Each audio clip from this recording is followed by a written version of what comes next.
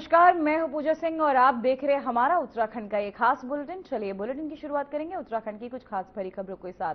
अखिल भारतीय विद्यार्थी परिषद का 71वां राष्ट्रीय अधिवेशन देहरादून में आयोजित किया गया।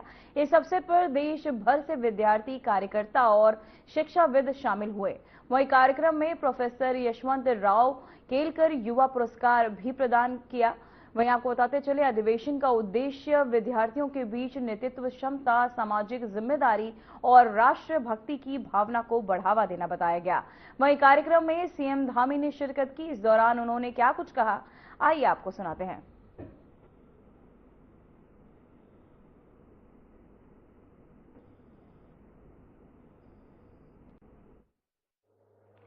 मैं आप सबका देवभूमि उत्तराखंड के मुख्य सेवक के रूप में 71वें अधिवेशन में देश भर से पधारे सभी अपने विद्यार्थी परिषद के सभी कार्यकर्ता भाई बहनों का मैं हृदय से स्वागत करता हूं, आप सबका अभिनंदन करता हूं।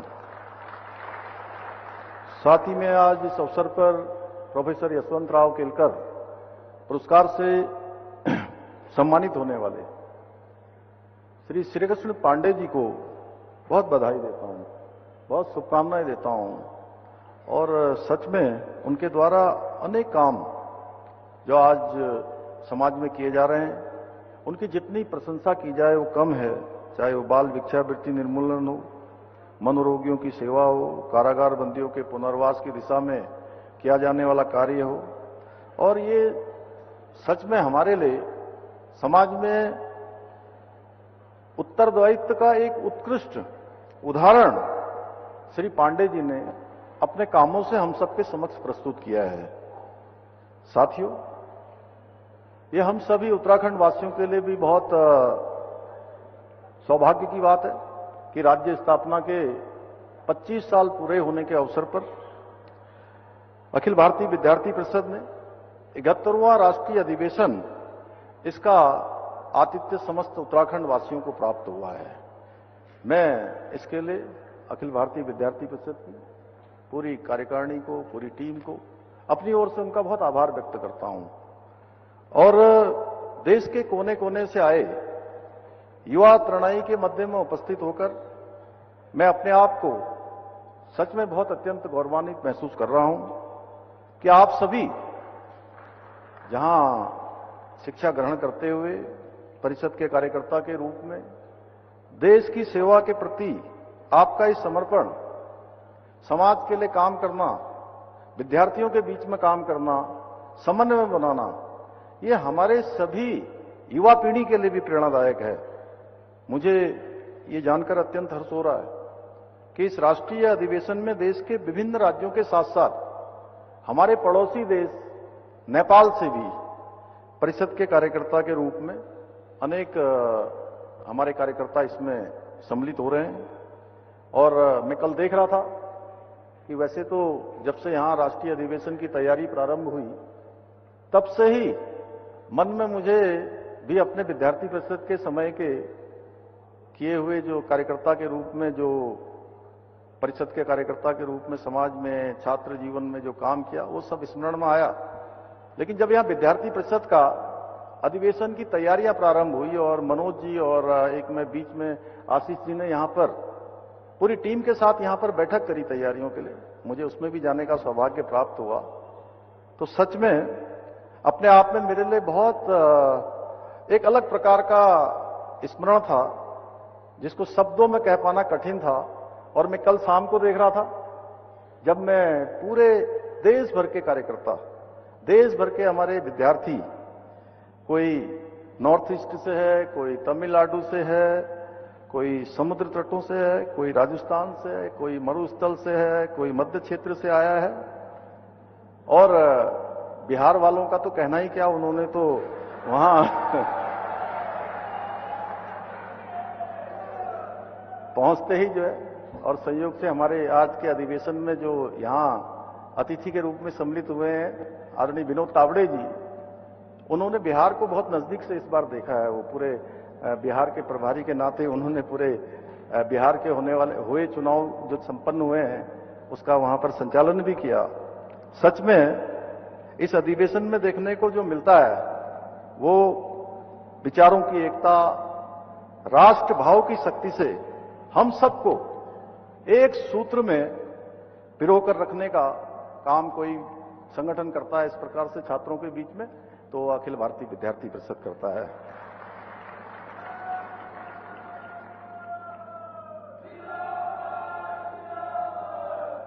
और कल जब आप सब लोग मिल रहे थे तो ऐसा अधिवेशन जिसमें हम लोगों ने भी कई सारी ऐसी शोभा यात्रा में भाग लिया, उन सबका मुझे स्मरण हो रहा था।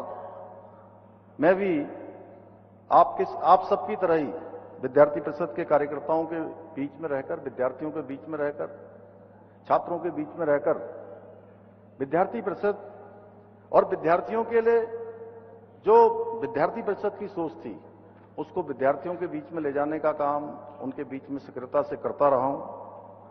और उन अनुभवों ने न केवल सच में बहुत कुछ सीखने का जो अवसर है, आज जो मैं प्रदेश के अंदर, समाज के अंदर, राजनीतिक क्षेत्र में, सामाजिक क्षेत्र में योगदान दे पा रहा हूं, तो उसमें एक बहुत बड़ा अगर किसी का प्रभाव मेरे अंदर है तो विद्यार्थी परिषद के कार्यकर्ता के रूप में काम करने का अनुभव है।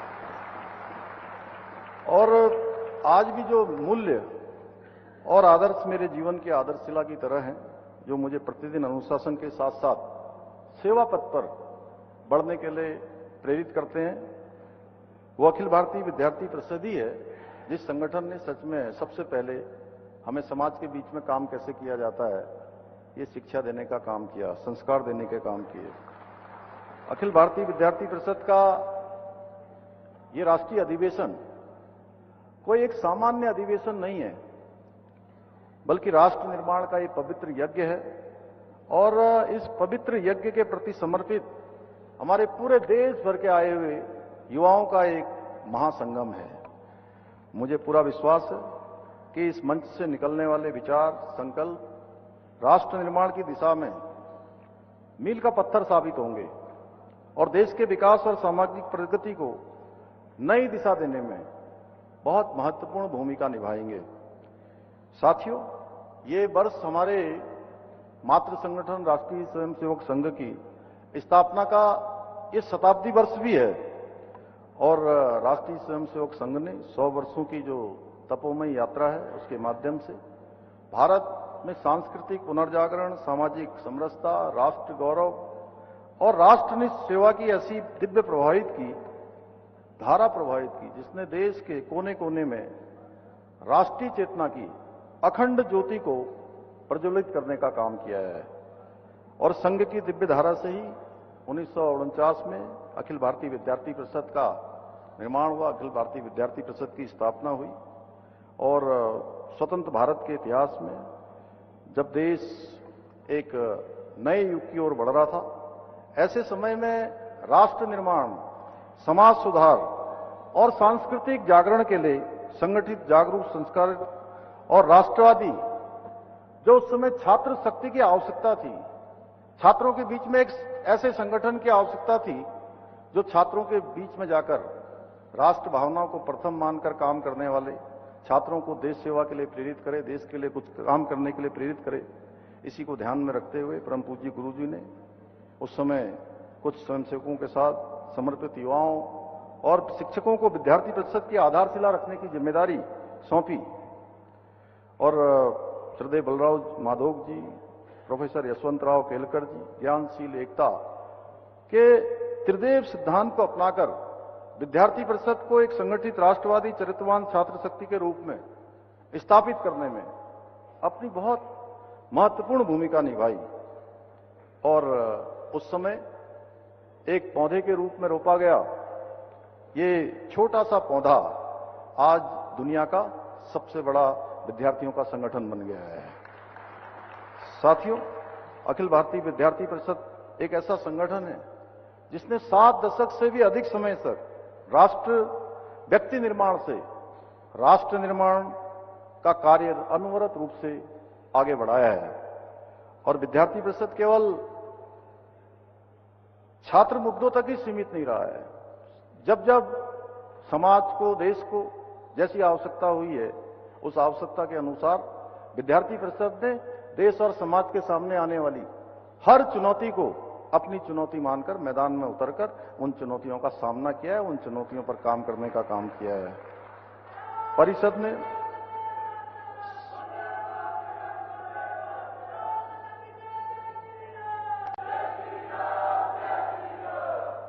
ने छात्र शक्ति को जागृत, संगठित और संस्कारित करने का कार्य किया है ताकि वो चरित्रवान, कर्तव्यनिष्ठ और राष्ट्रभक्त नागरिक बनकर देश की उन्नति में अपना योगदान दें।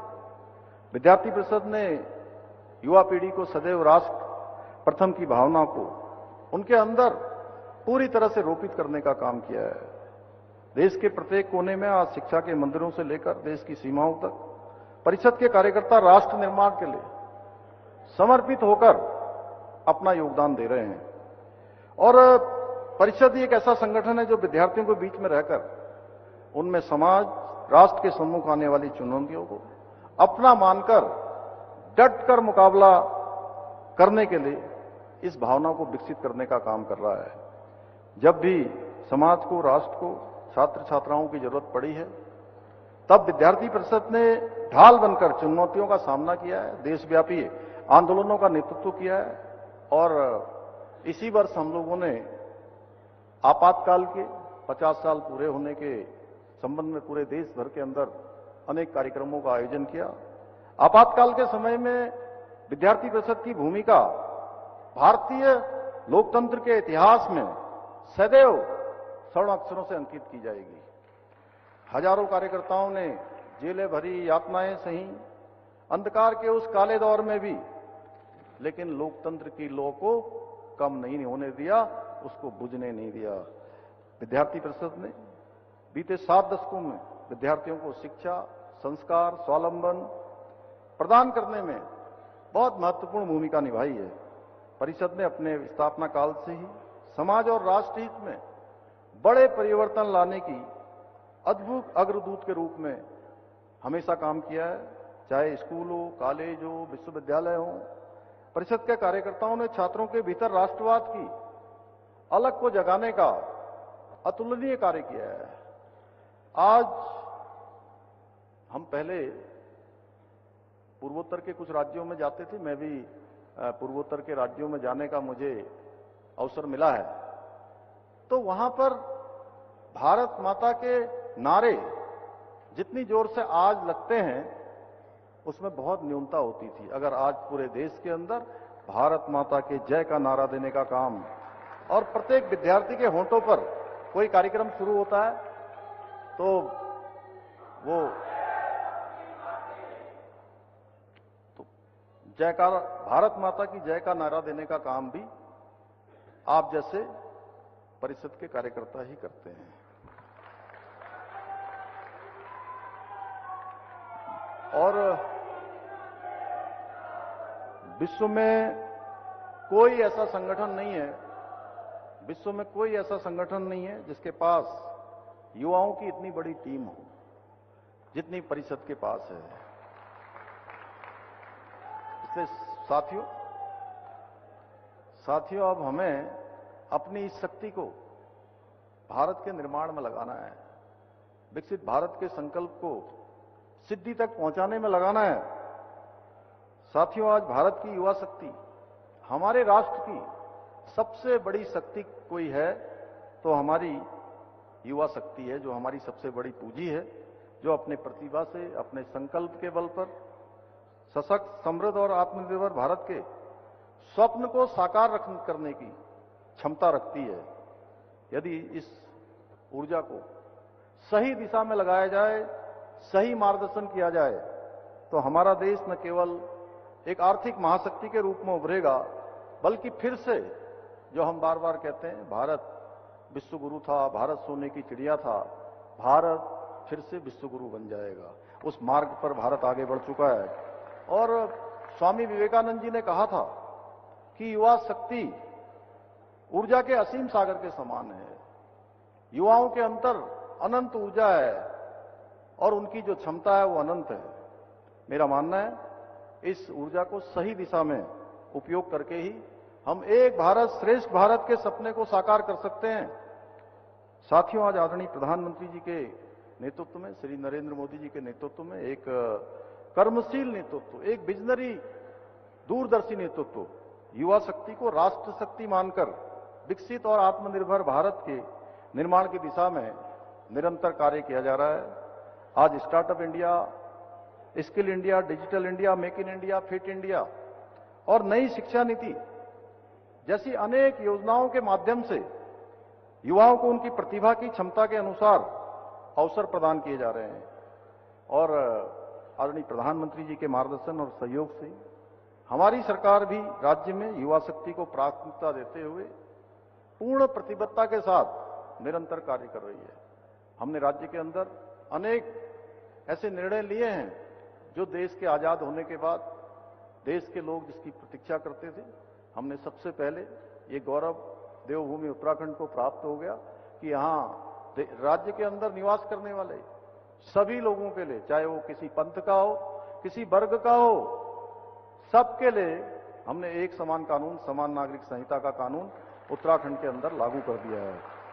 इसके साथ ही हमने देश का सबसे कठोर नकल विरोधी कानून भी यहां लागू किया है। उसका परिणाम हुआ है पिछले 4.5 वर्षों में 26,500 से भी अधिक नौजवान युवाओं को सरकारी नौकरियां प्राप्त करने में सफलता प्राप्त हुई है। एक में भी, किसी में भी कोई नकल का मामला नहीं आया, सब पारदर्शिता के साथ संपन्न हुई है। इसके अतिरिक्त हमने बहुत सारे निर्णय लिए हैं जो हमारा विचार है, हमारा संकल्प है और विद्यार्थी परिषद के समय से जिन बातों को हम लोग सुनते आए, जिनको मन में हमारे घर कर गया, अंदर घुस गया, जो प्रशिक्षण, शिक्षा, संस्कार मिला, उसको आगे बढ़ाते हुए कि देवभूमि का देवत्व बना रहे, उसके लिए हमने यहां पर अतिक्रमण हटाने का अभियान हो, धर्मांतरण रोकने का अभियान हो या दंगा रोकने का कानून हो, ये सारे ही कानून हमने बनाया है। अभी हाल ही में हमने शिक्षा के क्षेत्र में एक नया कानून लाकर मदरसा बोर्ड को भी पूरी तरह से यहां समाप्त करने का निर्णय लिया है। हमने लैंड जिहादियों से यहां की सरकारी भूमि को मुक्त करवाते हुए 10,000 एकड़ से भी अधिक सरकारी जमीनों को हमने लैंड जिहादियों के पंजे से मुक्त कराया है। भाइयों बहनों, अभी आज प्रधानमंत्री जी ने अपने मन की बात में भी हमारे राज्य के अंदर जो विंटर टूरिज्म हमने शुरू किया है, शीतकालीन यात्रा, उसका भी उन्होंने आज की मन की बात में उन्होंने उल्लेख किया है कि, और मैं प्रधानमंत्री जी का धन्यवाद इस बात के लिए करता हूं कि पिछले वर्ष हमने शीतकालीन यात्रा यहां प्रारंभ की थी और उस शीतकालीन यात्रा एक हमारा नवाचार था।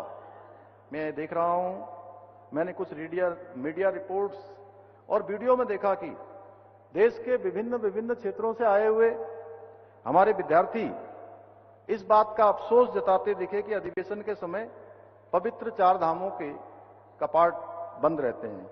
ये सच है, जब हमारा अधिवेशन आयोजित हो रहा है उस समय चारों धामों के कपाट शीतकाल के लिए बंद हो जाते हैं। इस कारण यहां पर पहले से ही यहां पर प्रदर्शनी के माध्यम से 4 धामों के दर्शन की व्यवस्था की गई है। लेकिन साथियों, आप लोग 4 धाम की शीतकालीन जो गद्दी है, जो शीतकालीन प्रवास स्थल है, जैसे भगवान केदारनाथ जी का शीतकालीन प्रवास ओंकारेश्वर में होता है, ओंकारेश्वर मंदिर में, और उसी प्रकार से पांडुकेश्वर में बद्रीनाथ जी का, या जोशीमठ में या खरसाली यमुनोत्री जी का, और मुखवा हर्षिल गंगोत्री जी का, जहां पर माननीय प्रधानमंत्री जी ने भी पिछले वर्ष आकर उस स्थल के दर्शन किए थे। वो स्थान हमारे शीतकालीन गद्दियां वहां पर प्रवास करती हैं और जहां जहां ये विराजमान होती हैं शीतकालीन में, वहां की यात्रा भी उतनी ही पुण्य प्रदान करने वाली होती है, उतनी ही पवित्र होती है। इसलिए हमने शीतकालीन यात्रा की शुरुआत की है ताकि शीतकाल के समय में भी उत्तराखंड की इस आध्यात्मिक जो यात्रा होती है, अध्यात्म का एक स्वरूप है, उसका आप सब आनंद ले सकें। देशवासियों के लिए हमने शीतकालीन यात्रा प्रारंभ की है। इसलिए आज प्रधानमंत्री जी ने जो मन की बात था उसमें अनेक देशों में जैसे उन्होंने देशों का जिक्र किया है कि winter festival, skiing, family snow park जैसे अनुभवों को। तो वही खबर सामने आ रही है, थराली में महसूस किए गए भूकंप के झटके। रिक्टर स्केल पर भूकंप की तीव्रता 3.7 रही। एक महीने में दूसरी बार महसूस किए गए झटके। उत्तराखंड में एक बार फिर भूकंप के झटके महसूस किए गए। वहीं भूकंप का केंद्र चमोली के जमीन के 5 किलोमीटर नीचे रहा। जिले के नारायणबगड़ क्षेत्र में आए इस भूकंप से लोगों में दहशत फैल गई और वे घबराकर घरों से बाहर निकल आए। वहीं जानकारी के अनुसार भूकंप सुबह 10:27 पर आए। झटके कर्णप्रयाग, नारायणबगड़ और थराली और देवाल क्षेत्र में भी महसूस किए गए, जहां भूकंप की तीव्रता 3.7 मापी गई। आपदा प्रबंधन अधिकारी नंदकिशोर जोशी ने बताया कि भूकंप का केंद्र चमोली के आसपास रहा। फिलहाल कहीं से किसी नुकसान की सूचना नहीं है, लेकिन इसका असर पूरे राज्य में देखने को मिल रहा है। जहां आपको बताते चले, थराली में महसूस किए गए भूकंप के झटके। उत्तराखंड में एक बार फिर आया भूकंप। सुबह 10:27 पर आया भूकंप। तो आपको बताते चले, थराली में महसूस किए गए भूकंप के झटके, जहां जानकारी के अनुसार भूकंप सुबह 10:27 पर आया। साथ ही आपको बताते चले, थराली में महसूस किए भूकंप के झटके, जहां लोग अपने घरों से बाहर निकले। तो वही खबर सामने आ रही है, जहां उत्तराखंड भूकंप की दृष्टि से अति संवेदनशील बताया जा रहा है। उत्तराखंड जोन 6 में हुआ शामिल। भारतीय मानक ब्यूरो ने मानचित्र किया जारी। पहले जोन 4 और 5 में आता था उत्तराखंड। वहीं रुद्रप्रयाग, चमोली, बागेश्वर, पिथौरागढ़ संवेदनशील बताए जा रहे थे। वहीं आपको बताते चले, उत्तराखंड एक बार फिर महसूस किए गए उत्तराखंड में भूकंप के झटके, जहां उत्तराखंड भूकंप की दृष्टि से अति संवेदनशील बताया जा रहा है। उत्तराखंड जोन 6 में हुआ करता था शामिल, जहां भारतीय मानक ब्यूरो ने मानचित्र जारी किया है। पहले जोन 4 और 5 में आता था उत्तराखंड। तो वहीं आपको बताते चले, खबर सामने आ रही है, जहां रुद्रप्रयाग, चमोली, बागेश्वर, पिथौरागढ़ संवेदनशील माने जा रहे हैं। जहां उत्तराखंड में एक बार फिर आया भूकंप। सुबह 10:27 पर भूकंप के झटके महसूस किए गए। उत्तराखंड जोन 6 में अब शामिल हुआ, जहां उत्तराखंड भूकंप की दृष्टि से अति संवेदनशील माना जाता था। तो वहीं उत्तराखंड जोन 6 में हुआ है शामिल। भारतीय मानक ब्यूरो ने मानचित्र भी इसे लेकर जारी किया। पहले जोन 4 और 5 में आता था उत्तराखंड में। रुद्रप्रयाग, चमोली, बागेश्वर, पिथौरागढ़ संवेदनशील बताए जा रहे हैं। तो वहीं हल्द्वानी शहर में सुरक्षा जांच के दौरान मौलाना आसिम कासमी को हिरासत में लिया गया। मौलाना को उनके कुछ सहयोगियों के साथ पकड़े जाने के बाद केंद्रीय जांच एजेंसियों ने विस्तृत पूछताछ की। इसके बाद उन्हें छोड़ दिया गया। वहीं मौलाना आसिम कासमी पलूनपुरा स्थित बिलाली मस्जिद के इमाम है। पूछताछ के दौरान जांच एजेंसियों ने उनका मोबाइल और लैपटॉप जब्त किया, ताकि देश विरोधी संगठनों से संभावित संपर्क की पुष्टि की जा सके। वहीं प्राप्त जानकारी के अनुसार मौलाना और उनके सहयोगियों पर देश विरोधी संगठनों के संपर्क रखने का भी शक जताया जा रहा है। जांच एजेंसियों ने सुरक्षा और जांच प्रक्रियाओं के तहत ये कार्यवाही की है। राष्ट्रीय सुरक्षा दिवस के लिए बुलाया गया था और जो लैपटॉप वगैरह, मोबाइल वगैरह भी वो ले गए थे और जो पूछताछ हुई उसको ऑपरेट किया गया। तो वहीं हरिद्वार में जिलाधिकारी के निर्देश पर परिवहन विभाग, पुलिस और लोक निर्माण विभाग की संयुक्त टीम ने राष्ट्रीय राजमार्ग के हरिद्वार फेरूपुर खंड का विस्तृत निरीक्षण किया। निरीक्षण में देश रक्षक, तिहारा, बूढ़ी माता मंदिर, तिराहा, राजा गार्डन, मैंगो फार्म और बस और आपको बताते चले, एस बैंक और जिया पोटा क्षेत्र में अत्यधिक ट्रैफिक दबाव और दुर्घटना संभावित स्थल पाए गए।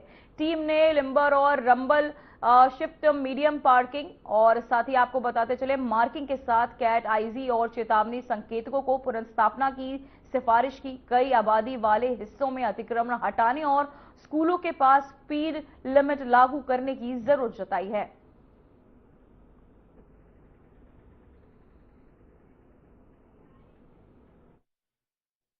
अक्सर का जो हमारा राष्ट्रीय राजमार्ग है, उसमें हरिद्वार से फेरीपुर तक का जो सेक्शन है, उस पे आज परिवहन विभाग, पुलिस और पीडब्ल्यूडी की टीम ने एक संयुक्त निरीक्षण किया है। जिससे कि वहाँ पे हो रही दुर्घटनाओं के कारण जाना जा सके और उनके निराकरण के लिए क्या क्या सोल्यूशन वहाँ पे किए जा सकते हैं, उसकी एक संस्तुति की जाए।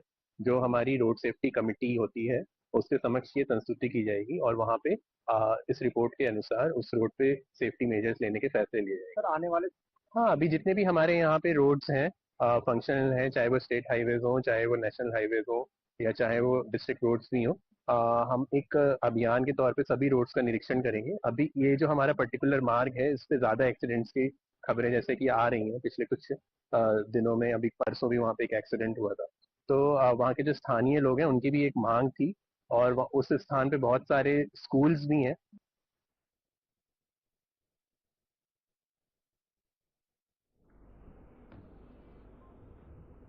तो वहीं देहरादून आबकारी विभाग ने ऋषिकेश के पास रायवाला में बड़ी कार्यवाही करते हुए अवैध शराब तस्करी में लिप्त एक व्यक्ति को गिरफ्तार किया है। पुलिस के अनुसार स्कूटी सवार मुकेश कुमार को 24 पवे और आपको बताते चले मैकडॉवल विस्की, 12 आधे विस्की और 35 ट्रिका पैक माल्टा देसी शराब के साथ घर दबोचा गया। आबकारी विभाग ने बताया कि इस प्रकार की तस्करी शराब से संबंधित अपराधों को बढ़ावा देती है और इसका असर सामाजिक स्वास्थ्य पर भी पड़ता है।